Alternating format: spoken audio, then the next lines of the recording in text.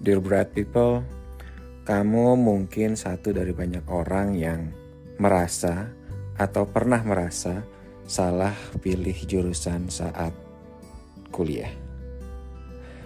Tapi sebetulnya ada loh harusnya cara bagaimana agar kita tuh tidak merasa salah pilih jurusan, atau ya kita bisa menerima bahwa jurusan itu adalah memang yang terbaik buat kita. Yuk, bersama si Dimas P. Muharam, kita bahas di Perantau Ilmu.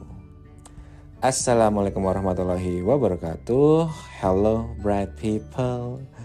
Jumpa lagi dengan saya masih dari kota Adelaide, South Australia. Menemani saya kuliah S2 ya di University of Adelaide. Yang kabarnya nggak lama lagi mau merger sama University of South Australia dengan nama baru Adelaide University. Oke, cuman dibolak-balik doang, kayak that's fine lah ya. Well, jadi soal jurusan ya, ini tuh sesuatu yang sering banget kita temui, atau mungkin kita sendiri juga merasa bahwa ketika kita dulu mungkin ya majority dari kita tuh kan S1 kita tuh ambil di Indonesia ya. Hanya mungkin segelintir orang yang bisa dari S1 atau mungkin sekolah SMA itu sudah di luar negeri.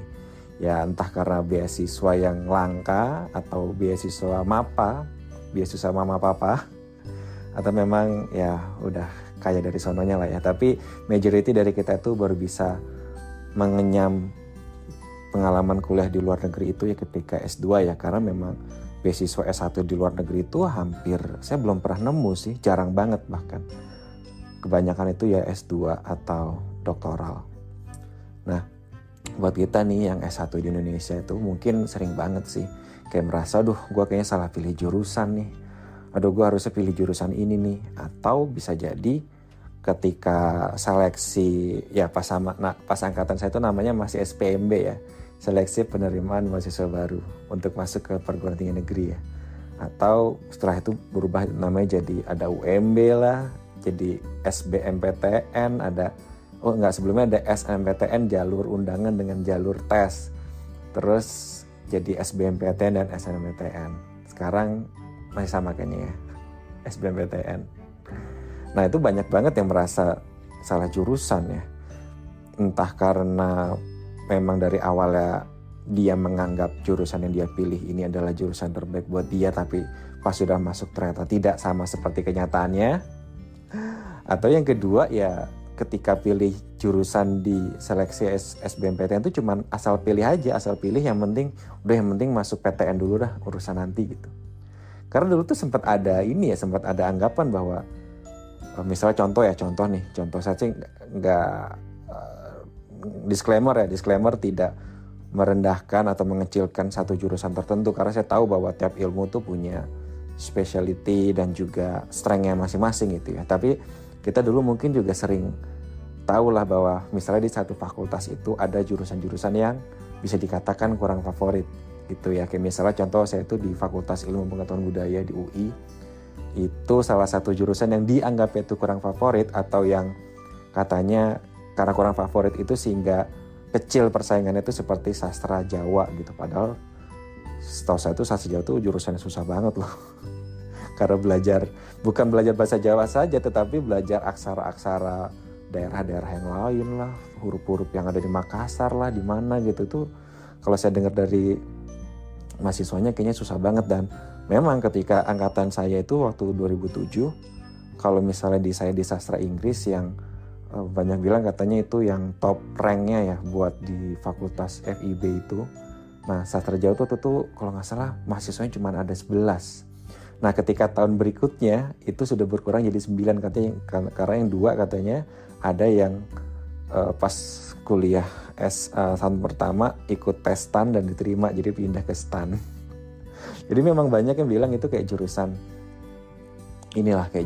ya yang penting masuk kuliah dulu lah, nanti mungkin bisa pindah jurusan atau gimana. Dan ya mungkin bisa pindah jurusan, tapi kan katanya tetap harus tes lagi gitu ya, harus tes lagi, dan nanti tinggal kayak transfer mata kuliah yang sama atau mata kuliah yang wajib fakultas atau wajib universitas yang bisa ditransfer gitu. Cuman kan ya peluangnya nggak besar lah, namanya orang sudah lulus sekian tahun lalu ikut tes lagi, pasti akan kalah ilmunya dengan yang baru fresh grade dari SMA ya gitu.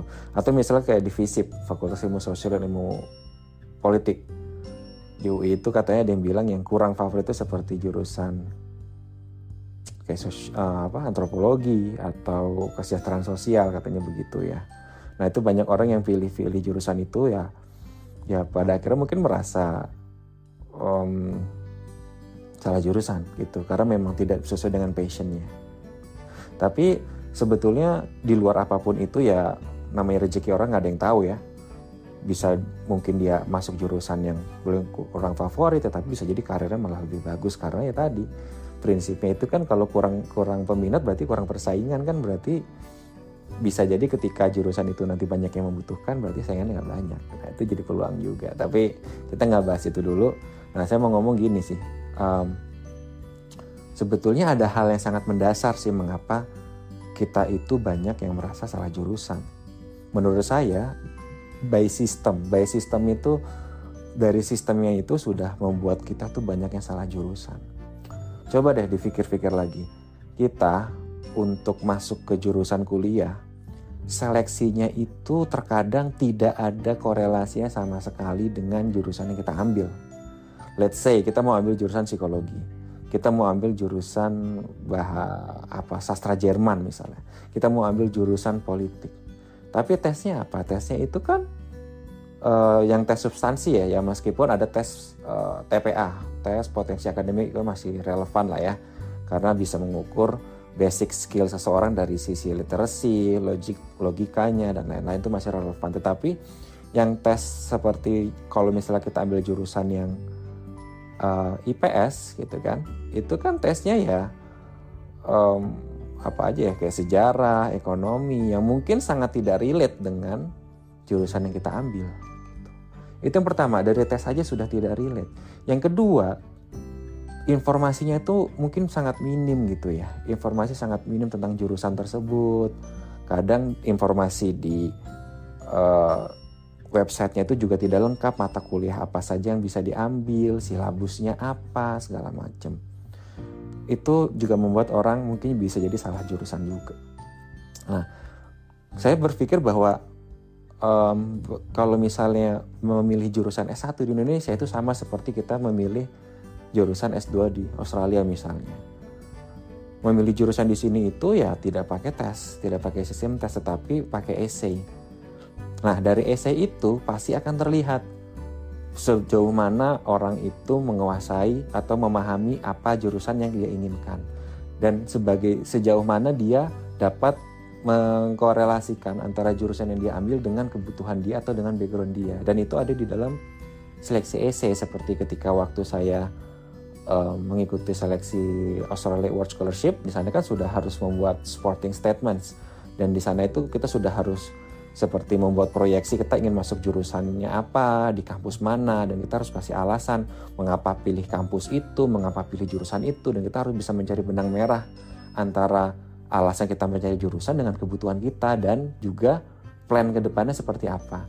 Nah, kalau saya yakin kalau misalnya kita tuh ketika memilih jurusan kuliah sudah menerapkan cara seperti itu, membuat essay, itu menurut saya kan sangat kecil sekali kemungkinan dia merasa salah pilih jurusan, karena ketika menulis itu pasti sudah berpikir, sudah research, lalu juga sudah ya tahu konsekuensinya dengan apa yang dia pilih gitu loh. Apalagi ditambah dengan informasi mata kuliah yang lengkap, seperti kalau di sini websitenya itu ketika waktu itu saya memilih jurusan, di tiap websitenya itu sudah lengkap sekali mata kuliahnya apa saja, lalu juga assessmentnya tuh apa saja kira-kira gitu ya, apakah buat essay atau apa, itu sudah ada di website semua dan informasinya sangat lengkap sekali.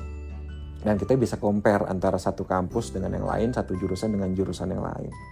Jadi memang membuat kita tuh sudah paham sekali ya dengan jurusan kita. Dan kalau misalnya nanti ketika dia di tengah jalan atau ada akhirnya merasa salah jurusan, yaitu adalah konsekuensi apa yang dia sudah ambil gitu loh. Karena bukan salah karena minim informasi atau hal-hal lain, tetapi ya mungkin ada yang salah dengan prosesnya. Begitu. Dan ini sesuatu yang menurut saya kan sangat menarik ya, tapi kembali lagi bahwa kita tuh tidak terbiasa dengan menulis apalagi essay ya kan. Di negara kita assessment pun juga kebanyakan soal pilihan ganda, seperti mengerjakan soal SPM itu kan ya pakai pilihan ganda gitu ya. Dan memang untuk secara massal tidak memungkinkan, tetapi it worth to try bahwa